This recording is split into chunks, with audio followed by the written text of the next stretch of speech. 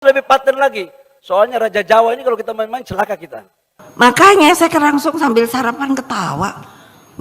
Bilang ada Raja Jawa. Terus aku mikir, aku mau kenalan juga deh sama Raja Jawanya.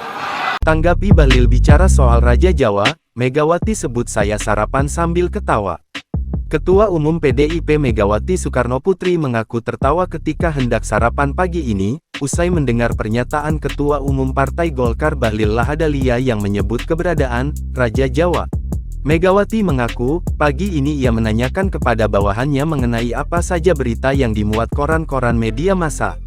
Salah satu bawahannya kemudian meminta Megawati mendengarkan pernyataan Bahlil yang menyebut keberadaan Raja Jawa, dan meminta agar hati-hati kepadanya jika tidak mau celaka. Jadi kita harus lebih paten lagi. Soalnya Raja Jawa ini kalau kita main-main celaka kita. Saya mau kasih tahu aja, jangan coba-coba main-main di barang ini.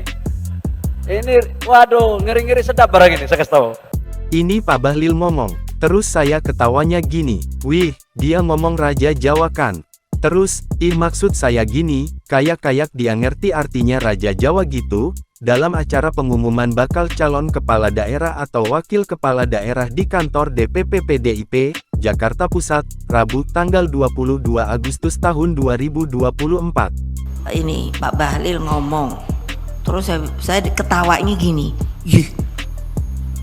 Dia ngomong Raja Jawa kan. Terus, maksud saya yihnya ini gini.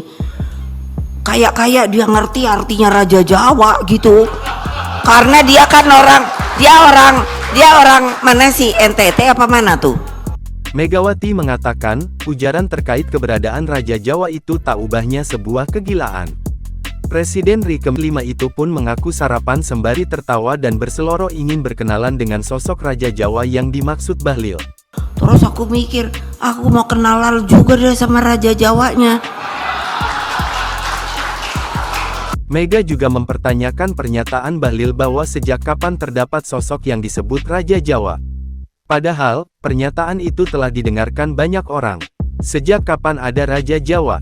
Haha, awas loh ya kalau nanti dipelintir-pelintir, kata Megawati tertawa.